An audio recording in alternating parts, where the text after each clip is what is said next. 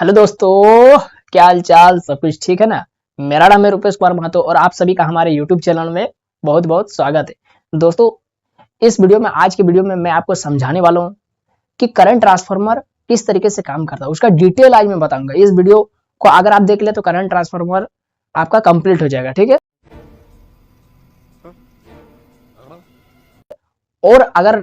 और टाइप्स को अगर आप डिटेल में पढ़ना चाहेंगे तो वो आगे का स्टडी हायर एजुकेशन में आपका देखने को मिलेगा। फिलहाल हम लोग करंट ट्रांसफार्मर का बेसिक कुछ पढ़ लेंगे, ठीक है। इससे पिछले एक वीडियो में मैंने आपको करंट ट्रांसफार्मर और पोटेंशियल ट्रांसफार्मर के बीच में डिफरेंस समझाया था। वहां पर मैंने इसका वर्किंग नहीं बताया था कि कैसे करंट ट्रांसफार्मर काम करता है। तो अभी फिलहाल हम लोग करंट ट्रांसफर के बारे में डिटेल एकदम उसका डिफिनेशन, उसका वर्किंग, उसका कंस्ट्रक्शन सारा कुछ पढ़ लेते। अगले वीडियो में हम लोग पोटेंशियल ट्रांसफार्मर को डिटेल में पढ़ेंगे, तो आप वीडियो में एकदम शुरू से लेकर लास्ट तक जरूर बने रहिए। अच्छा, ठीक है।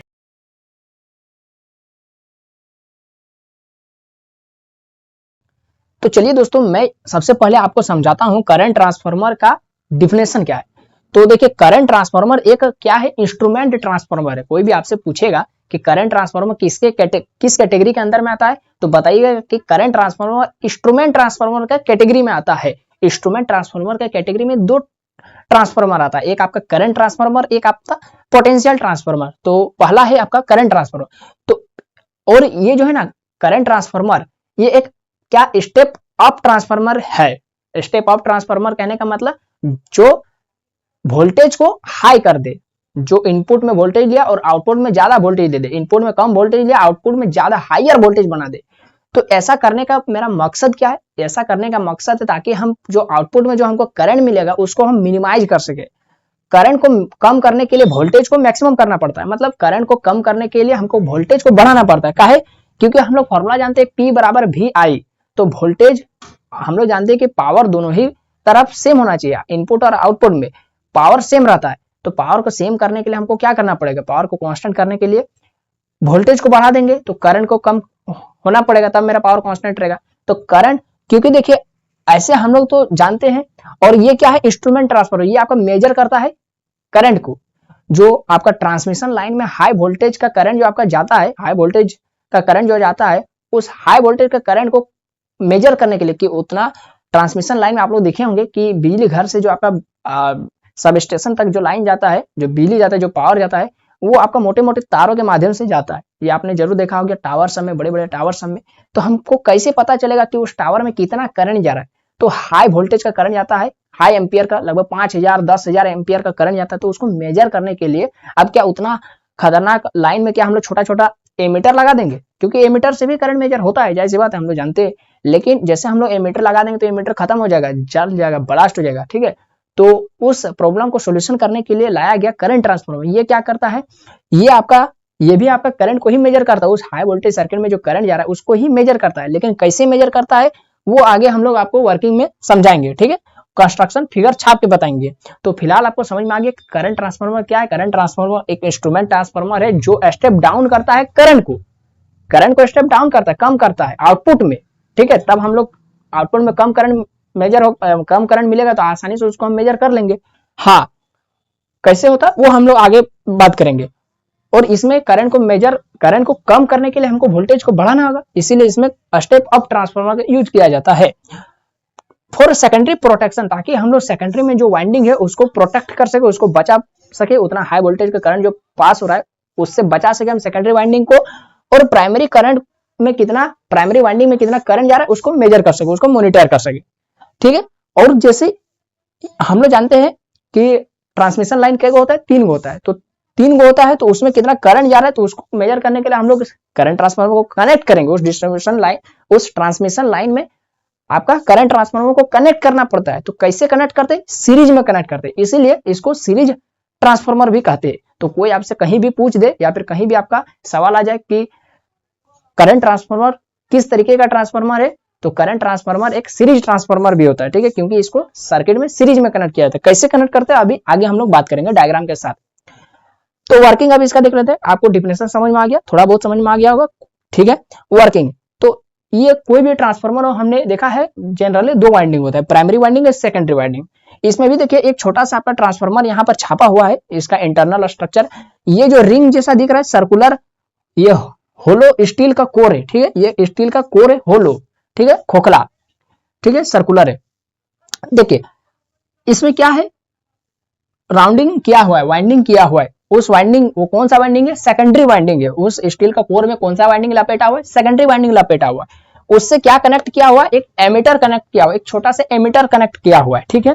और ये जो तार जो अंदर से दिख रहा है वही आपका सिंबल है उस ट्रांसमिशन लाइन का, ठीक है, उस ट्रांसमिशन लाइन का सिंबल है। लेकिन ये ट्रांसफार्मर उस ट्रांसमिशन लाइन में यूज नहीं होगा क्योंकि ये छोटा सा ट्रांसफार्मर है। देखिए करंट ट्रांसफार्मर भी डिफरेंट डिफरेंट टाइप्स का होता है, अभी हम लोग टाइप्स को बात करेंगे वीडियो के लास्ट में, तो आपको पता चल जाएगा करंट जो करंट ट्रांसफार्मर यानी सिटी जो है वो भी अलग अलग टाइप्स के होते हैं यूज के आधार पर, ठीक है। अगर हमको ट्रांसमिशन लाइन में कितना करंट को मेजर करना है, कितना जा रहा है, तो उसके लिए हम लोग सिटी का यूज करेंगे, तो बड़ा सिटी का यूज करेंगे। ये छोटा सिटी है, ठीक है, ये छोटा करंट ट्रांसफार्मर है, इसका यूज करेंगे जो घर के घर के तारों में कहीं हमको करंट चेक करना है कि उस तार में कितना करंट जा रहा है, तो वहां पर हम लोग इस सिटी का यूज करेंगे, ठीक है, इस सिटी का।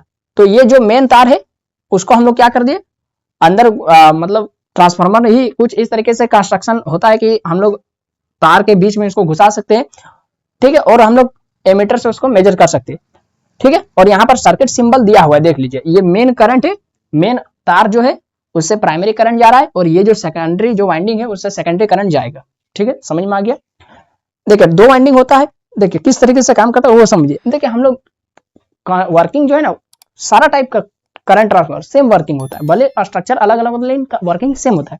क्या होता है, सिंपल सा वर्किंग है, म्यूचुअल इंडक्शन, ये आपने पढ़ा होगा। क्या होता है म्यूचुअल इंडक्शन में, जब प्राइमरी वाइंडिंग में सप्लाई दिया जाता है, यानी जब प्राइमरी वाइंडिंग में करंट पास कराया जाता है, तो क्या होता है, मैग्नेटिक फ्लक्स बनता है, सही बात है, मैग्नेटिक फ्लक्स बनता है। और मैग्नेटिक फ्लक्स कहां बनता है, उस कोर में बनता है, जाहिर सही बात है। देखिए डायरेक्शन ऑफ, देखिए इस होलो स्टील का कोर में देखिए एरो जैसा बना हुआ है, वो किसको दिखा रहा है, फ्लक्स का डायरेक्शन को दिखा रहा है कि फ्लक्स मूवमेंट कर रहा है, ठीक है, मूव कर रहा है। फ्लक्स जैसे मूव करेगा तो इस सेकेंडरी वाइंडिंग में एसी क्या बन जाएगा, एसी वोल्टेज इंड्यूस होगा। सेकेंडरी वाइंडिंग में क्या होगा, एसी वोल्टेज ईएमएफ इंड्यूस होगा। तो सेकेंडरी वाइंडिंग में भी मेरा करंट क्या आ गया, आईएस, ये आईपी क्या था, प्राइमरी करंट, आईएस क्या सेकेंडरी करंट, और सेकेंडरी करंट फिर जाएगा मेरा एमीटर से मेजर हो जाएगा। तो इसी प्रोसेस को हम लोग क्या बोलते हैं, म्यूचुअल इंडक्शन अकर, ठीक है, दूसरा हो गया। अब देखिए ये जो करंट ट्रांसफार्मर जो होता है, इसमें जो सेकेंडरी वाइंडिंग में जो हम लोग, देखिए ये जो सेकेंडरी वाइंडिंग है इसका दो टर्मिनल आपको दिख रहा है, यहाँ पर हम लोग लोड को कनेक्ट करते हैं, तो उस लोड का इंपीडेंस बहुत कम होता है, उस लोड का इंपीडेंस रिलेटिवली लो होता है। तो लो वही लिखा है कि लोड का इंपीडेंस जो होता है वो लो होता है। तो इंपीडेंस लो रहने के कारण लोड, फिर से ध्यान से समझ लीजिए, इंपीडेंस, उस लोड का इंपीडेंस कम रहने के कारण हम इस तरीके का ट्रांसफार्मर को शॉर्ट सर्किट में भी यूज कर सकते हैं, मतलब ये शॉर्ट सर्किट में भी काम आता है, कौन, करंट ट्रांसफार्मर। क्यों, क्योंकि इसका जो लोड का इंपीडेंस है वो रिलेटिवली लो होता है, ठीक है। कोई भी आपसे फिर कहीं भी सवाल पूछा जाता है कि किस तरीके का ट्रांसफार्मर का यूज शॉर्ट सर्किट में भी होता है, तो करंट ट्रांसफार्मर। क्यों, क्योंकि इसका जो रीजन भी रह सकता है, रीजन भी पूछ सकता है, क्यों बताना है, कारण कि इसका जो लोड का इंपीडेंस है, इंपीडेंस एक तरह का क्या होता है, रेजिस्टेंस होता है, इसका भी यूनिट ओम होता है, तो इसका जो इंपीडेंस है वो रिलेटिवली लो होता है, इसीलिए इसको हम लोग शॉर्ट सर्किट में भी यूज कर सकते हैं। ये this transformer operates in short circuit, कौन सा ट्रांसफार्मर, करंट ट्रांसफार्मर, समझ में आ रहा है। अब देखिए इतना सारा इसका वर्किंग में हो गया। अब वर्किंग में एक कंडीशन आता है, ये कंडीशन केवल करंट ट्रांसफार्मर में ही आता है। क्या आता है, आप लोग अक्सर सुने होंगे कि या फिर पढ़े भी होंगे कि करंट ट्रांसफार्मर का जो सेकेंडरी वाइंडिंग है उसको कभी ओपन नहीं रखना चाहिए। क्यों, वही कारण यहाँ पर बताया जा रहा है, उसका प्रभाव, effect of open circuit of secondary winding. अगर करंट ट्रांसफार्मर का सेकेंडरी वाइंडिंग को अगर हम खुला रख देंगे तो क्या प्रभाव पड़ेगा। तो देखिए क्या प्रभाव पड़ेगा, तो जाहिर सी बात है नॉर्मल ऑपरेशन यानी नॉर्मल कंडीशन में हम उसका सेकेंडरी वाइंडिंग को क्लोज रखते हैं, ठीक है। देखिए क्या होता है, सिंस चूंकि हम लोग जानते हैं कि जो दोनों ही वाइंडिंग, प्राइमरी वाइंडिंग और सेकेंडरी वाइंडिंग, दोनों ही वाइंडिंग में का जो एम्पियर टर्न होता है वो बराबर होता है और अपोजिट होता है, ठीक है। एम्पियर टर्न कहने का मतलब एम्पियर किसका यूनिट है, करंट का, आई, करंट का आई, ठीक है। और टर्न नंबर ऑफ टर्न्स यानी एन, ये किसका फॉर्मूला, ये है ईएमएफ ई का या फिर एमएमएफ मैग्नेटोमोटिव फोर्स। तो दोनों के लिए एमएमएफ बराबर होता है, प्राइमरी वाइंडिंग में भी जितना एमएमएफ उतना सेकेंडरी वाइंडिंग में भी उतना ही एमएमएफ, ठीक है, लेकिन ऑपोजिट डायरेक्शन में होता है, ठीक है। तो ईएमएफ दोनों के लिए बराबर होता है, ऑपोजिट डायरेक्शन में होता है ऐसा, ठीक है, एम्पियर टर्न। तो अगर हम लोग उस सेकेंडरी वाइंडिंग को ओपन कर देंगे, ठीक है, लोड कनेक्ट नहीं किए यानी ओपन कर दिए, तो क्या होगा, तो उससे पहले जब प्राइमरी वाइंडिंग में सप्लाई दिए यानी एसी करंट दिए, तब प्राइमरी वाइंडिंग में क्या हुआ, एसी करंट देने के कारण फ्लक्स बना, किसमें, कोर में मैग्नेटिक फ्लक्स बना।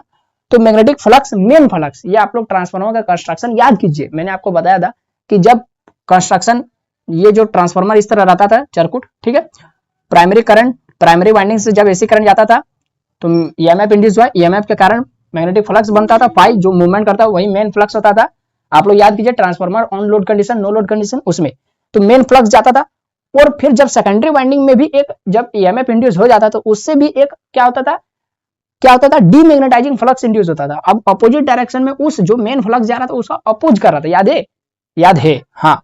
तो वो जो डीमैग्नेटाइजिंग फ्लक्स सेकेंडरी वाइंडिंग के कारण आया, तो अगर हम लोग करंट ट्रांसफार्मर का सेकेंडरी वाइंडिंग को ओपन रख देंगे तो उधर से कोई डीमैग्नेटाइजिंग फ्लक्स नहीं आ पाता है, बस यही वाला याद रखना है। तो अगर won't be any demagnetising flux due to secondary winding, अगर सेकेंडरी वाइंडिंग में हम खुला रख देंगे, ओपन रख देंगे, तो उधर से कोई डीमैग्नेटाइजिंग फ्लक्स नहीं आएगा। तो मेन फ्लक्स मेरा बहुत ज्यादा हो जाएगा, उस कोर में मेन फ्लक्स बहुत ज्यादा हो जाएगा, जिस कारण से कोर गर्म होगा और हीट होगा। हीट होने के कारण क्या होगा, उसमें लॉसेज होगा। तो कोर में कौन कौन सा लॉस होता है, ईडी करंट लॉस होता है और हिस्टैरिसीस लॉस होता है। तो ईडी करंट लॉस और हिस्टैरिसीस लॉस का मात्रा बहुत ज्यादा बढ़ जाएगा। तो क्या होगा, क्या लिखा है, this flux causes core loss, तो जिस कारण से आगे जाकर मेरा ट्रांसफार्मर का एफिशिएंसी, एक्यूरेसी कम हो जाएगा, एक्यूरेसी लॉस, ठीक है। इसीलिए एज ए रिजल्ट, परिणाम स्वरूप, इफ द प्राइमरी, जब तक प्राइमरी में यानी प्राइमरी कंडक्टर में, प्राइमरी वाइंडिंग में यदि मेरा करंट जा रहा है तो तब तक मेरा सेकेंडरी वाइंडिंग कभी भी खुला नहीं रहना चाहिए ऑफ करंट ट्रांसफार्मर का सेकेंडरी वाइंडिंग खुला नहीं रहना चाहिए। कारण मैंने बता दिया, ये चीज होता है। तो ये हुआ। अब मैं आपको इसका, ये तो इसका वर्किंग हुआ और इसका डिफिनेशन हुआ। अब मैं आपको उसका कैसे ट्रांसमिशन लाइन में कनेक्ट किया जाता है, ये तो छोटा करंट ट्रांसफार्मर। अब बड़ा वाला करंट ट्रांसफार्मर जो सब स्टेशन में यूज किया जाता है उसको मैं छाप के दिखाता हूँ किस तरीके से सब स्टेशन में ट्रांसमिशन लाइन में कनेक्ट किया जाता है आपका करंट ट्रांसफार्मर, ठीक है। चलिए, इसको पहले आप यदि लिखना चाहते हैं कॉपी में तो स्क्रीनशॉट ले सकते हैं, 1 2 3। तो देखिए दोस्तों, अब हम लोग बात करते हैं, देखिए क्या लिखा हुआ है, सिटी सेकेंडरी कनेक्शन, यानी करंट ट्रांसफार्मर को ट्रांसमिशन लाइन में, ट्रांसमिशन 3 को जो लाइन जाता है ना, R Y B, red yellow blue, ये 3 फेज सप्लाई सिस्टम है, ठीक, 3 फेज का जाता है। तो 3 फेज का सप्लाई सिस्टम में आपका करंट ट्रांसफार्मर को कैसे कनेक्ट किया जाता है, तो देखिए हमेशा से मैं आपको बताते आया हूं कि प्राइमरी वाइंडिंग को हमेशा सप्लाई सोर्स से कनेक्ट किया जाता है, सप्लाई से कनेक्ट किया जाता है, और सेकेंडरी वाइंडिंग को लोड से कनेक्ट किया जाता है। तो यहाँ पर हमारा लोड एक तरीके का एमीटर जैसा काम कर रहा है, एमीटर में ही हमको मेजर करना है ना। तो सेकेंडरी वाइंडिंग को हम लोग एमीटर से कनेक्ट कर दिए और प्राइमरी वाइंडिंग को सीरीज में, ध्यान देना है, सीरीज में देखिए उसी ट्रांसमिशन लाइन में कनेक्ट कर दिया। कोई भी 3 में से कोई भी एक लाइन में आपको कनेक्ट करना है। आप रेड में कीजिए, येलो में कीजिए, ब्लू में कीजिए, सब में आपका जो वोल्टेज रहता है वो सेम रहता है, ठीक है। ये हो गया। तो ये देखिए पावर कंडक्टर है, तार सब जो जिसको बोलेंगे, इसमें प्राइमरी वाइंडिंग देखिए कम है, देखिए नंबर ऑफ टर्न्स जो प्राइमरी वाइंडिंग में वो कम है, सेकेंडरी वाइंडिंग में नंबर ऑफ टर्न्स ज्यादा है। इसका कारण आप लोग बता पाएंगे, कमेंट में बोलिए। देखिए इसका कारण ये है क्योंकि हमने आपको बताया शुरू में ही कि करंट ट्रांसफार्मर एक तरीके का स्टेप अप ट्रांसफार्मर, वो वोल्टेज को ज्यादा करता है, तब ना करंट को कम दे पाएगा, क्योंकि हमने फॉर्मूला पढ़ा है P बराबर VI होता है, ठीक है। और पावर दोनों ही तरफ कांस्टेंट रहता है, पावर कांस्टेंट रहता है, तो हमको करंट को कम करना है, तभी ना हम एमीटर में उसको मेजर कर पाएंगे। तो कमेंट देखिए, एमीटर मेरा कितना है, 0 से 5 एम्पियर का एमीटर है, तो उतना ज्यादा हाई वोल्टेज करंट को कैसे मेजर करेगा। तो इसीलिए हमको करंट को यहाँ पर सेकेंडरी वाइंडिंग में कम करना होगा। तो करंट को कम करने के लिए वोल्टेज को ज्यादा करना होगा। तो वोल्टेज को ज्यादा करने के लिए सेकेंडरी वाइंडिंग में नंबर ऑफ टर्न्स ज्यादा किए, ताकि उधर कम वोल्टेज लेगा, इधर उसको और ज्यादा कर देगा, है ना। ये हुआ है। तो सेकेंडरी वाइंडिंग में नंबर ऑफ टर्न्स ज्यादा है, यानी ये जो देखिए यहाँ पर जो CT लिखा हुआ है, यानी करंट ट्रांसफार्मर, ये कैसा करंट ट्रांसफार्मर है, स्टेप अप ट्रांसफार्मर है। और देखिए इसी में क्या, इसको अर्थिंग भी किया हुआ है, ठीक है, ताकि कोई एकदम सेफ्टी के लिए। और इसमें देखिए स्विच लगा हुआ है, स्विच क्या करेगा, ऑन ऑफ का काम करेगा, किसको, एमीटर को, ठीक है। तो ये हो गया कनेक्शन सेकेंडरी वाइंडिंग का, किसमें, ट्रांसमिशन लाइन में। अब इसका कंस्ट्रक्शन का बात करते हैं, ठीक है। ये सारा चीज आपका इंटरनली था, इंटरनल स्ट्रक्चर था। ये जो है आपका एक्सटर्नल यानी बाहरी संरचना, ये आपका बाहरी संरचना है। ये जो बीच में जो आपका रेक्टेंगुलर जैसा जो आपका स्ट्रक्चर दिख रहा है, उसमें तेल भरा रहता है ऊपर से लेकर नीचे तक। ये नीचे में एकदम पूरा बीच वाला पार्ट आपका मैग्नेटिक कोर का होता है। इसमें जो मैग्नेटिक, देखिए शुरू में ये जो आपका इस तरीके से जो जा रहा है हाई टर्मिनल वोल्टेज, ये क्या है, प्राइमरी वाइंडिंग है, ठीक है, प्राइमरी कंडक्टर है, कंडक्टर ये वही जो यहाँ पर ट्रांसमिशन लाइन है वही वाला है, ठीक है। तो उसको हम लोग क्या कर दिए, करंट ट्रांसफार्मर से कनेक्ट कर दिए, हाई टर्मिनल वोल्टेज, ठीक है। प्राइमरी वाइंडिंग में जाहिर सी बात है, प्राइमरी कंडक्टर में तार में हाई वोल्टेज रहेगा, उसको क्या कर दिया, करंट ट्रांसफार्मर से कनेक्ट कर दिए। और यहाँ पर जैसे कि मैंने आपको कहा मैग्नेटिक कोर और वाइंडिंग इसी के बॉडी के अंदर में रहता है, तो इसका जो कोर रहता है, ठीक है, और इसमें करंट कितना जाता है, 5000 से 10,000 एम्पियर का करंट जाता है, ठीक है, प्राइमरी कंडक्टर में। इसका अंदर जो मैग्नेटिक कोर रहता है, कोर वो सिलिकॉन स्टील का रहता है, क्योंकि हाई वोल्टेज को उसको सहना है, ऊपर से लेकर नीचे तक आ रहा है, तो हाई वोल्टेज, ऊपर में तो हाई वोल्टेज है, लेकिन नीचे में भी उसको और ज्यादा हाई वोल्टेज किया जाता है, तभी ना करंट को कम से कम किया जा सके। तो करंट, तो वोल्टेज को और ज्यादा हाई किया जाता है, तो हाई वोल्टेज को माने सहने के लिए आपका जो कोर लगाया जाता है वो लचपचिया कोर नहीं, उसको एकदम सिलिकॉन स्टील का कोर लगाया जाता है।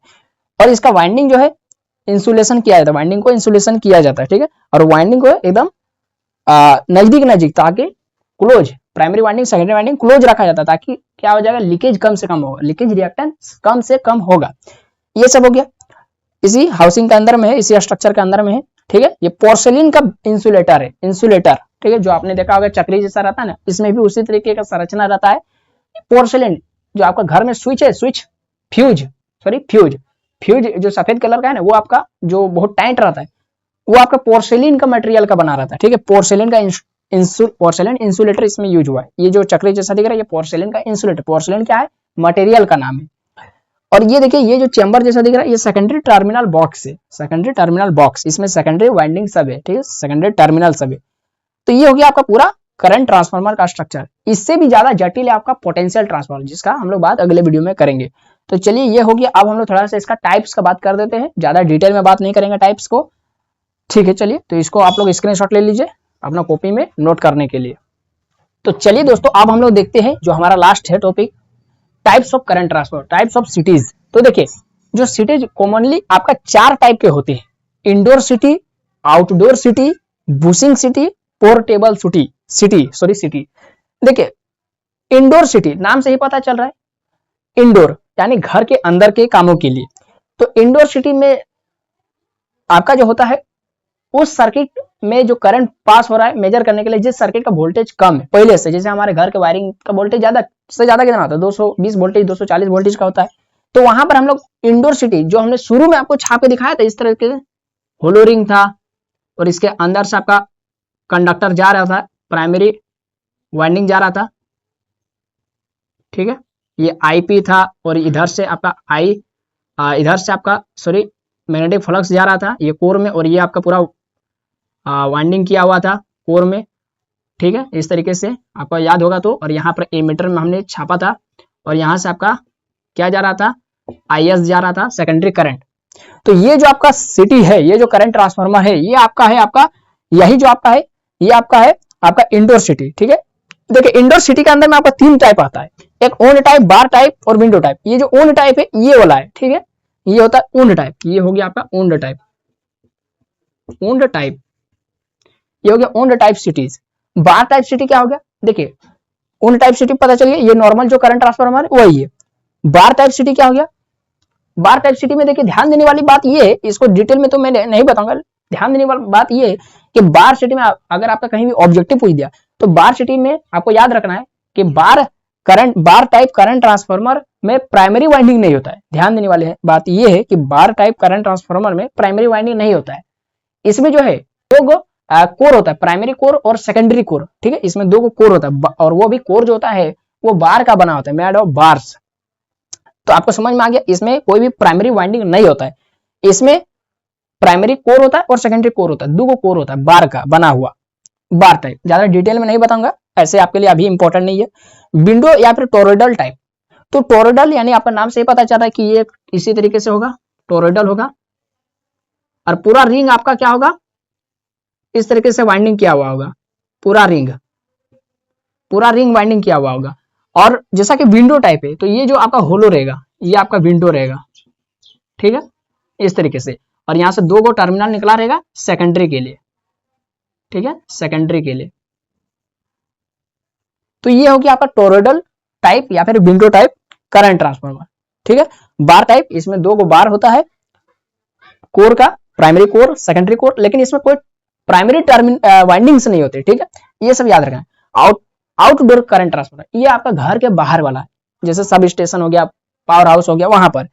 तो ये भी दो तरीके के होते हैं, इसके अंदर में गैस इंसुलेटेड सिटी, गैस भरा हुआ, और एक ऑयल फील्ड, जो शुरू में हमने जो बड़ा वाला अभी जो छाप के दिखाया था, बड़ा वाला सिटी, ठीक है, वो था आपका ऑयल फील्ड, तेल भरा हुआ सिटी, ठीक है। बूस्टिंग ट्रांसफार्मर और करंट ट्रांसफार्मर, ये सब ज्यादा डिटेल में नहीं बात करूंगा, ठीक है। बीटेक में, क्योंकि आपका डिप्लोमा के बाद आप लोग बीटेक करते हैं, तो बीटेक में आपको ये सब डिटेल में पढ़ने को मिलेगा, करंट ट्रांसफार्मर, पोटेंशियल ट्रांसफार्मर, उसका टाइप्स, ज्यादातर उसका टाइप्स को डिटेल में पढ़ने को मिलेगा।